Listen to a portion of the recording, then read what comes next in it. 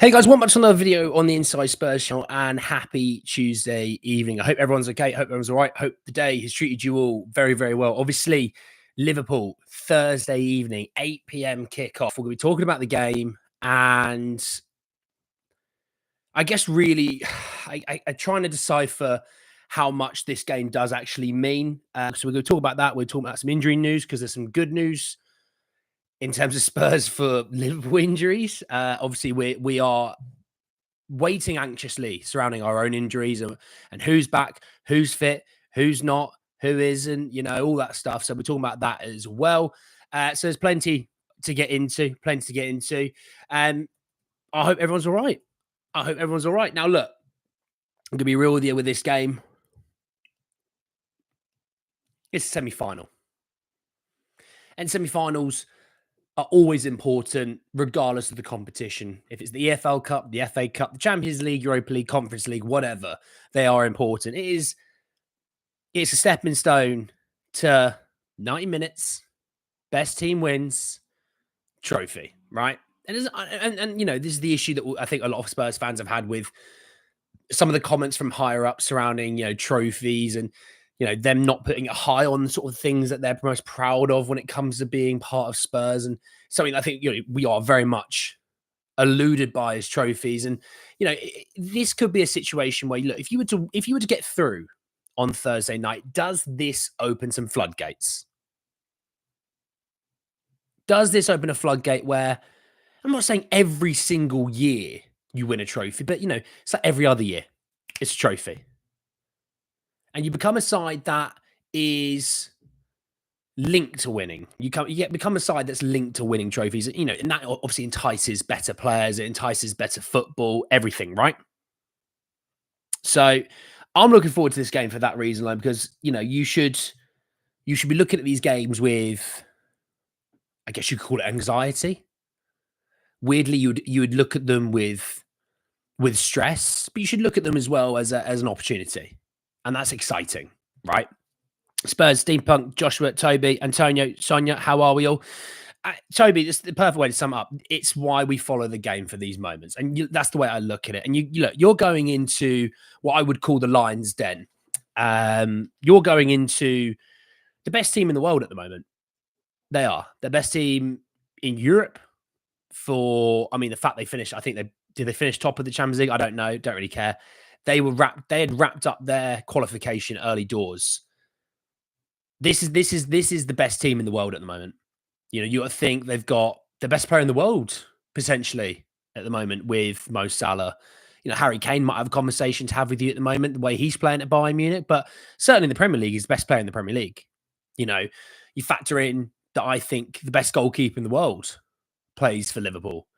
You factor in the best centre-back in the world plays for Liverpool. And you start to look at it and go, God, there's some players in this team, isn't there? There is. Liverpool are a great team. They've been building this for years and years and years and years. So are you going to be playing a Liverpool team where you lose 6-3, or are you playing a Liverpool team that you can beat them 1-0? Now, you go into this game with a 1-0 buffer. You have a 1-up on them, right? So as long as you hold it to a draw and nothing more or nothing less, you're through. You have the ability that if you were to lose 2-1, it goes to extra time. You have a chance then. And then in extra time, I think in extra time, it's who wants it more. That's the way I look at extra time. But you're looking at the best team in the world at the moment. And we shouldn't hide away from it. I think our own players probably know, hey, this is a really good team that we'll be playing. But doesn't mean you can't beat them. I mean, we beat them with what I would regard as our B team near enough. We beat them with, 12, 13, 14 players injured. So it's not impossible to get a result from them, not at all. We've shown in 2 games that we can score and create chances against them. It's about, are you efficient enough to take those chances? That's the key thing in this regard, So I'm looking at the situation for Spurs, and I normally go back to these games and the corresponding fixture. Now, I might shock you. There isn't a corresponding fixture. It's a semi-final at Anfield. There is no corresponding fixture for me to look at. So I really went back to the first leg, and obviously Spurs were at home. That your team already, I can look at this team and you know that it's not going to be the team that's playing against Liverpool. I mean, Kinski in goal, Porro and Spencer, your fullbacks, Archie Gray and Dragic his centre backs. You're guaranteed a change already there. Your midfield was Bentancur, Basuma, and Bergval, and your front three was Kulusevski, Son, and Solanke. You're automatically guaranteed 2 changes into that team already. When you look at the bench, you had Timo Werner, Brennan Johnson, Reguilon, Yang, Brandon Austin, Will Lancashire, Mikey Moore, Alfie Dorrington, and Callum Olusesi. Well, Lancashire's on loan, Dorrington's on loan, Yang's on loan, Werner and Johnson are both injured. So Reguilon might be on the bench, Austin might be on the bench, and Olusesi and Moore might be on the bench. Obviously, Solanke will be out injured, so you expect Richarlison to come into that position. Dragic is obviously out injured. I would expect Danso to be that centre back. I am going to come to the Mickey van der Ven situation in a minute, so don't worry. Before you think you need to ask me, I'm getting there. I've got a lot of things I want to tick off when it comes to this.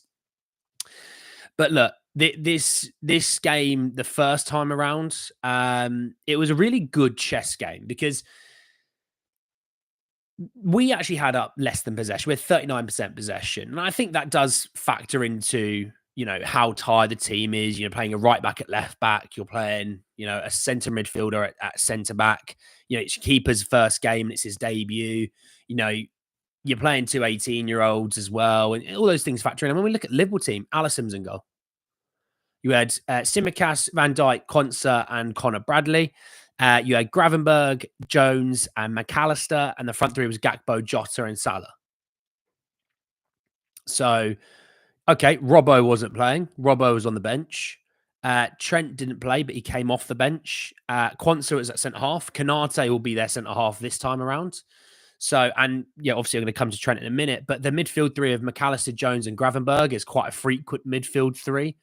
Obviously, Szoboszlai may come into it, which they're only going to upgrade their team even more then. Gakpo has been a regular player for Liverpool. Obviously, we know about Salah and Diaz and Jota. I mean, regardless, both are really, really good players. So we were playing a very strong Liverpool team. Okay. And it's only going to be something similar on Thursday. Obviously, give you a bit of an injury update. Trent is out injured. I sort of did a bit of research. I dug into some quotes, and on February 1st, Arne Slot said what about Trent. He said the situation was that he said to me, "You have to take me off." He sat on the floor and we took him off. He felt something. I can't tell you exactly how bad it is, of course, because we're only an hour after the game. But it's never a good sign if a player is asking for a substitution. This is not a fact, but I would be surprised if he plays on Thursday. But let's hope he is back with us as soon as possible. I mean, look, he's preparing for the idea that he's not playing. Okay, so if that's the case, look, you are Connor Bradley. I thought had a good game in the first leg against us. Defensively, obviously quite strong. Obviously Trent, you know, going forward is, you know, leaps and bounds ahead of him, but Connor Bradley defensively is much better than a Trent, for example, right? So with him being injured, you factor that in. Will they go with Robbo?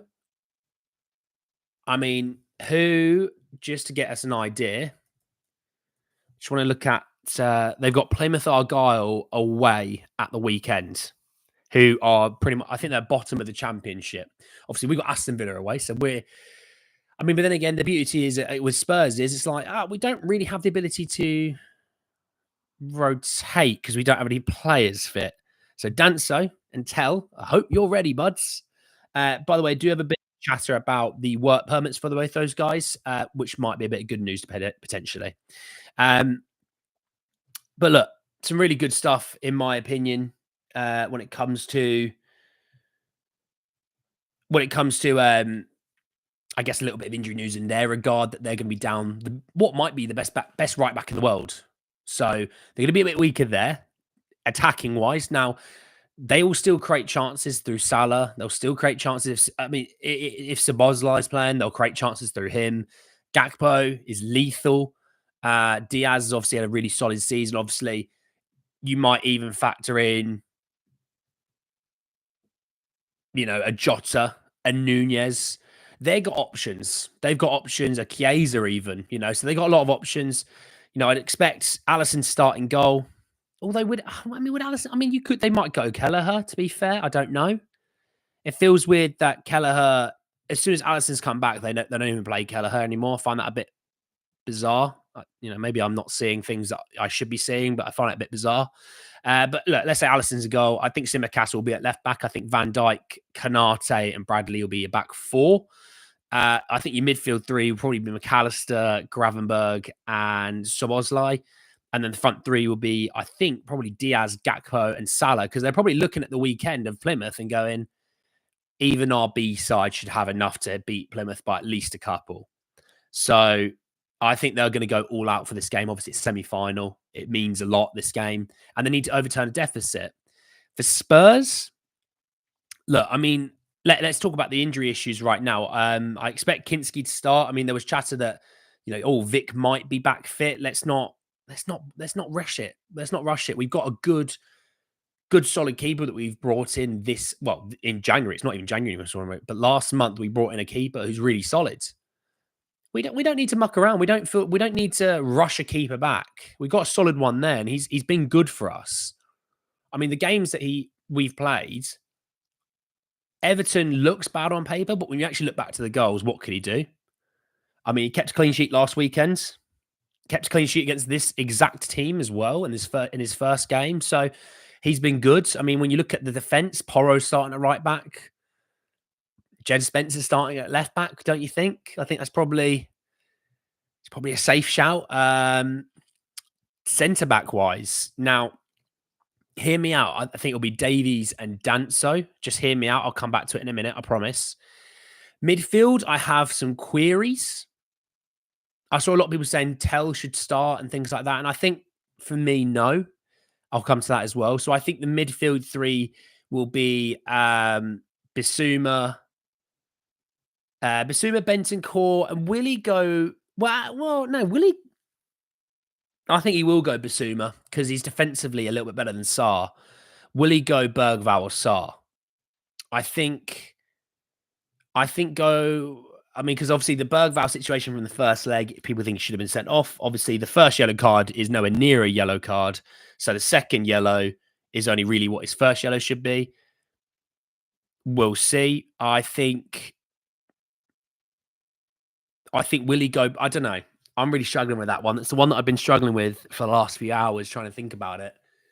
Because yes, Sarr is obviously more proven. I get that. I think Bergvall is much more technically sound. And I think if you're going to play Bentancur and Bissouma, you don't have to play three guys that can do that position. You can play two and have Bergvall, who with ball is technically better than Sarr. And I think your front three would be Son, Richarlison, and Kulu. I think that's pretty given. Now, when I was looking at the bench, and obviously I was going through it, and there's going to be guys on this bench that aren't here. Werner's still injured. John knows I don't think's right just yet. Dorrington's gone out on loan. Lankshire's gone out on loan. Yang's gone out on loan. So it's Reguilon, it's Austin, Moore, and Oluseyi. Well, Archie Gray, I would expect actually might drop to the bench, and that's not because of poor form. I think it's because he's played so much football, and I think Davies at centre back is probably where you need to be more so at the moment than a Gray, and obviously Danso as a centre back, play the centre back, especially when you've got to defend Van Dijk aerially and things like that. Play the centre back. You need as much height as you can get. That's why Richarlison has played more minutes than he probably we would have liked to have played, because we have to defend corners and set pieces, and Richarlison is good at defending corners and set pieces. When I was thinking about midfield, obviously, technically, I think Bergvall's better. And I think actually, as the game goes on, you might find, right, Kulu comes into the centre, Tell goes up there in the attack, potentially. We'll see on that one. But the fact is, you've got Tell to bring on. You've got an option now. And he's not tired. He's got fresh legs. He hasn't played enough at Bayern to be tired, that's for sure. So he's got option in terms of fresh legs, Tell, that you could bring on for half an hour and let him run wild because he can. Van der Ven. Now there was chatter yesterday about Van der Ven that On Saturday, he had pulled up in training and said he doesn't feel right. So, as a precaution, they took him out of training. They, in turn, then didn't play him at Brentford. And then there was weird old reports saying that he needs surgery and his season's done. Don't know where they came from. Nobody with credibility has said anything like that. So try and ignore that for the time being. But there is a situation. Like, is he good to go for Thursday? I think we should have the mindset that he isn't.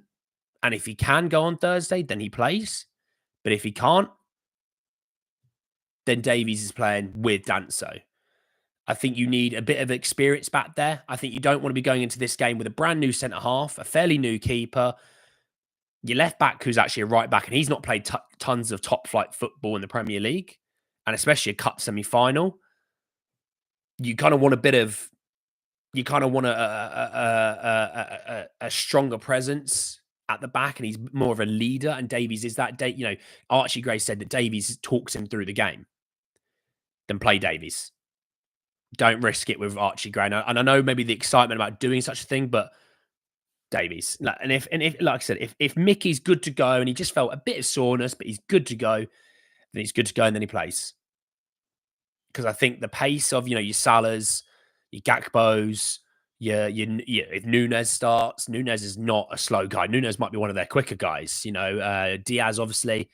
Then the answer for me would be play the guys faster than all of them at centre back. But if he's not good to go, then yes, you go with the Davies. Obviously, what we did something really fascinating against Brentford was Basuma and Bentancur, kind of like 2 6s. We played it basically like 2 holding mids who one still factored into being like an 8, like a Bentancur, or at times it was a Basuma, but they really more marshaled midfield with a floater in front of them, like a Bergvall, right? I think maybe that's what would be important. I think in a game like this as well, sometimes you might need someone up top to win you a foul or two.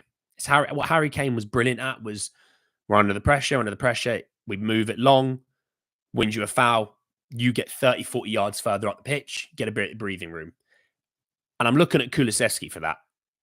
Tsimikas, I think, look, Kulu's been phenomenal. And I think, you can get at Tsimikas, absolutely. I think you can get at Conor Bradley even a little bit.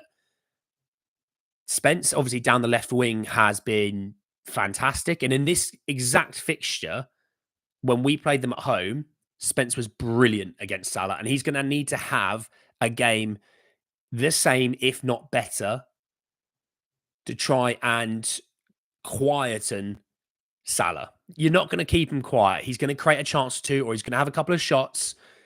But if you can limit it and limit him to a shot or two, then you've got a chance against them. Now, if you let him run wild, it's only going to free up the other attackers to run wild with him.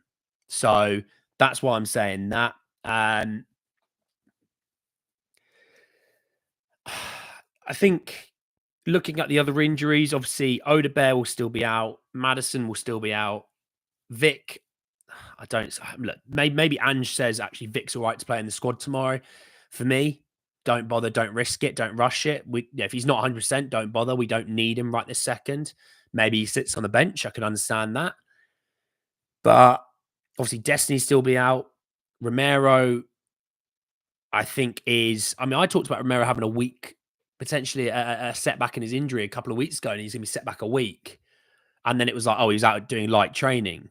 But now he is set back that week. So maybe I foreshadowed and spoke something into existence that I didn't need to speak into existence. But I think with Romero, I don't think he'll be good to go. I think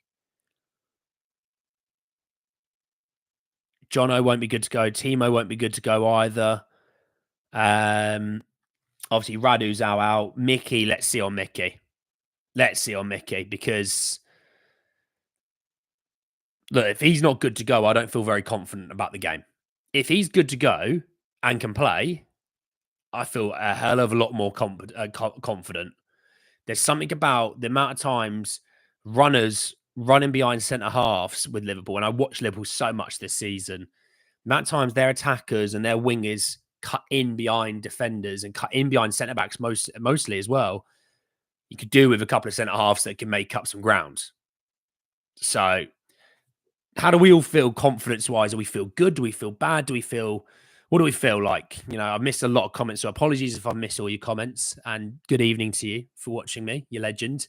But looking at this game, I'm nervous. I am, of course. It's a big game, and it's against the team you probably wouldn't want it to be against. Let's be real. I mean, injuries wise, they're missing Trent, maybe Joe Gomez, but they're missing really just Trent. I've seen Danso play. He's not as fast as Mickey, but as fast as we need to counter. Yeah, we need to. Yeah, that's the thing, Boris, isn't it? We compare all centre back speed to Mickey van der Ven. We're spoilt with his pace. But if we compare them to just normal centre backs, Danso's pretty damn quick. I feel nervous, of course, is at Anfield. Yeah, we've been screwed at Anfield so many times by referees and things like that. That's not going to be helpful, is it? Looking at the last 6 games for Liverpool, they drew away to Forest. They won, like us, 2-0 away to Brentford. They then beat Lille in the Champions League 2-1, but needed... I mean, they were 1-0 up. Then Lille went down to 10 men. Lille scored, and then Liverpool scored not long after that. Then beat Ipswich Town 4-1 at home. Lost to PSV away from home, but obviously, I think in that game, you had a real changed up team. There was a couple of starters in the team, but nothing mental. And obviously, they were already qualified for the Champions League next round. And then they won last weekend away to Bournemouth. So they've had some good results recently. I mean, I'm going to hold on to that PSV loss and say, oh, well, they've lost in their last 6, even though it's not their normal team. But I mean, like against Bournemouth, they were fantastic. They created so many opportunities. Bournemouth had a few themselves. This is the key thing as well. For as much as, Liverpool are a very good defensive side, you can catch them. You can. We've seen it ourselves. Even with our exhausted players who can barely run around for 90 minutes, they scored 3 goals against them. They then played them a couple of weeks later after that and then scored against them again. So we can get them. And I think you're going to have to score at least one against Liverpool to stand a chance, because we're not coming out of this keeping a clean sheet. It's Anfield. It's a standalone game. It's a cup semi-final. We're not coming out with this clean sheet. I don't even think we'd come out of the clean sheet even with terrorist football from Conte and Mourinho. So with Ange and our attack, and even with the fact that with those guys we play, back lines of about 8 or 9 players and just hoof along and hope Harry Kane does something for us. We don't have Harry Kane and we don't have those defenders to play. So we're going to have to go out there to score. And I think you're probably going to need, you need at least 1 to give you a chance. But if you can get 2, which I've seen us score against Liverpool, we average 2 over 2 games at the moment. So it's not outrageous to say, look, you can get 2, but you're going to need Sonny to have his shooting boots on. You're going to need Everton wound up Richarlison. You need Kulusevski to have a bit of a banger match. He's had quite a few of those this season, so it's not outrageous. I mean, he was good against Liverpool in the first leg. So, but it's also, do you know what? Sometimes having those youngsters playing like a Bergvall, they don't know pressure. They don't know anything. They're just running around like it's street football. So, I think sometimes youth is a blessing in that regard. Feel nervous, of course, as Anfield. Anfield's a tough place, especially away supporters. I think Spurs will play the same way like Brentford. Catch them on the counter. It's now and ever for Tottenham, unfortunately. Well, I wouldn't say it's that. I believe Ipswich and Forest played and got some success. You think we go through? Liverpool have been very lucky this season. If their luck runs out on Thursday, then we have a chance. We'll see about that one, Antonio. Tottenham playing 10. Yeah, they are, Anthony. Winning first half of Brentford, Richie. Do you know what? Like I said, if you have Everton wound up Richarlison, hey, that's a damn good player. But you can get at this team. Thinking about it, I feel like Basuma and Bentancur play together. And I think both are going to need to have really good games. I switched on Basuma, so we're going to need that. Switched on Basuma. I think Bentancur, though, some of that box to box, some of those driving runs, the cute touches, things like that. Just we're going to need a bit of a Benton Claw masterclass. We've seen it so many times from him. We've seen it this season as well. We need to see it again from him. And yeah, like I said, the fullbacks are going to have a great game because you're against Liverpool's strong point. All of their attacks come from down their wingers, putting crosses into the box. So I hope Danso and Davies are ready to use this thing up here to just put their heads into everything that comes in. But they will bombard the box how you stand that bombardment.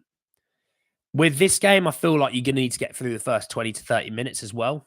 If you can get through that and you're 0-0, and, you've had a bit of possession, you maybe create 1 or 2 chances, nothing mental, but if you've got through that, you've not given them any impetus and momentum, you've done a little bit yourself, game on.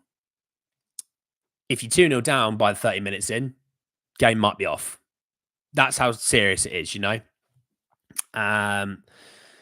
Stay hopeful, boys. Anything is possible today to do. Absolutely. Just don't play near Van der Ven.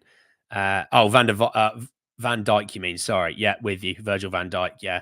Robertson is their weakness. It's on ITV, I think, Joshua. Even though we get tell, but Van der Ven, yeah, we'll see about MS. It'll be a Richarlison winner, I said some time ago. Look, if it was a Richarlison winner, limbs, absolute bloody limbs. Liverpool would hate that, but I would be here for it. So look, I'm really looking forward to this game. I am really looking forward to this. I'm nervous for it, but I'm looking forward to it. We should all be excited. It is a cup semi-final. I'm always excited for cup semi-finals. I'm going to be positive and say we can get through. Because me sitting there going, we're going to lose 5-0 doesn't really do us any good. Not really a good way of thinking. You'll get people sitting there going, but I'm being realistic. Okay. I like to live in the optimistic side of the world. Maybe I'm foolish for that. But I think Spurs get a draw. I think we get a 2-2 draw and we go through due to the first leg goal. That's my thinking, at least. I don't know what you guys think. How are we feeling? Let's do a poll. That's the best way for you to tell me. Results. Win, draw, a lose. Let's see what you guys think. There's going to be some absolutely mad people that are going, mate, we're going to win 5-0. I don't know what you're talking about. Which I love. I love that optimism. Maybe I should be more optimistic. I need to take a sip of that Kool-Aid. So let's see. Tell winner. The other side of Merseyside will love it if Richie scores. They will. They will. Liverpool 1, Tottenham 2. Liverpool score first. I agree. Draw 100% 2-1. Spurs. If Liverpool score first, it is impossible for us to win. Well, I mean, it's not impossible. Nothing's impossible in this world. But I would agree we probably do need to score first. Looking at, there are people that sit there going, we're going to win this. I love your optimism because nobody thinks we're going to lose, which is interesting. So technically you can lose this game and it will go to extra time. So as long as you lose by only 1, it does go to extra time and then you play from there. I think a draw. I think a 2-2 draw. I think in terms of goal scorers and when, I think Spurs score first. I think they score 2 in a row, and I think we get 1 in like the 70th minute, and then we survive a bombardment towards the end. Goal scorers. Something like Pedro Porro is just screaming out to me that Pedro might score. Don't know why I'm doing the Diamancy camera celebration there. Ignore that. I think Porro and Sonny. I just feel like I don't know what it is. I feel like Porro. Or Porro, definitely, he's definitely getting assist, if not. And Richie, if it's not Porro, it's Richie. And maybe Porro gets an assist. But I think Porro's on the goal or assist tally sheet for sure. We'll see, though, about that.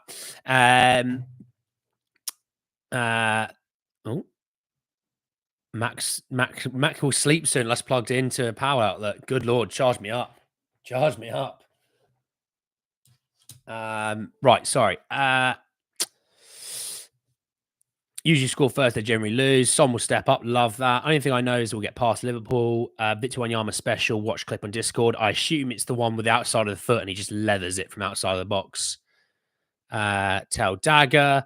Then the players will start diving to get a pen, and the officials will oblige. I don't know. I don't know. I'm between a win and a draw. We'll give more feedback after Ange press conference.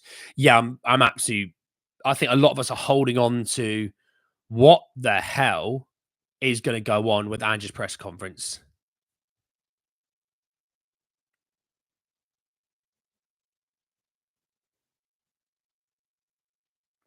I think it's going to be fascinating, that press conference. I really, really do.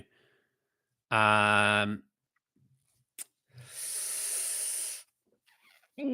I tell you, if it comes out and he goes, Mickey's injured again, we're all gonna. I think you're gonna get a lot of the Ange outers that are gonna lose their mind at him. And if he's injured, I might cry.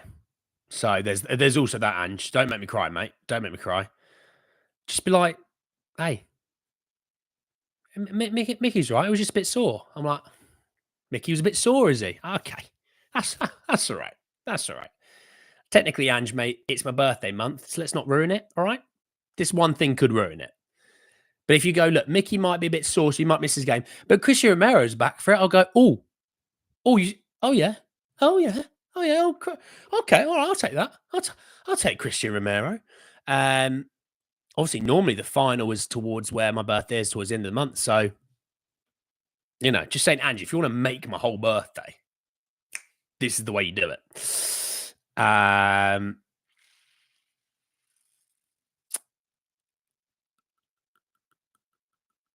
Mickey only played 45 minutes. Yeah, it was Saturday. It was Saturday that he supposedly said to the team, the coaching side of things, he didn't feel right. So they pulled him out of training. They obviously didn't risk him for the Brentford game. So we're just waiting to see what's come around from that.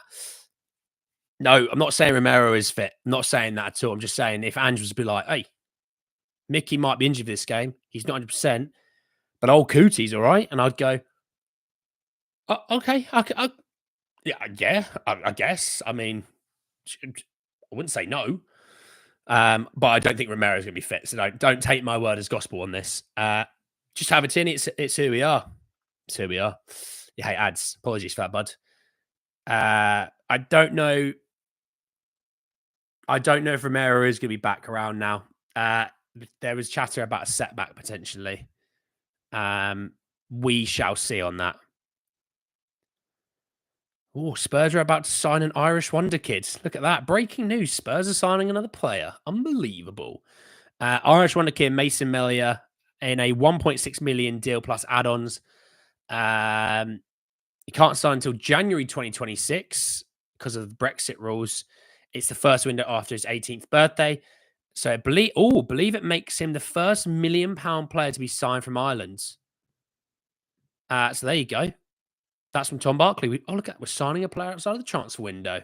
Look at that. Daniel Levy works in weird old ways.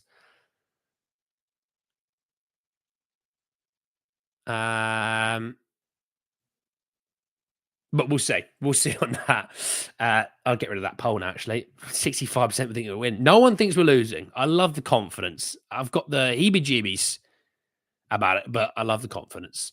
Only Paul Q said Van der Ven is... I don't think he even said Van der Ven was injured. I think he said he pulled up at training because he doesn't feel right. So we're just waiting to see what that feeling is.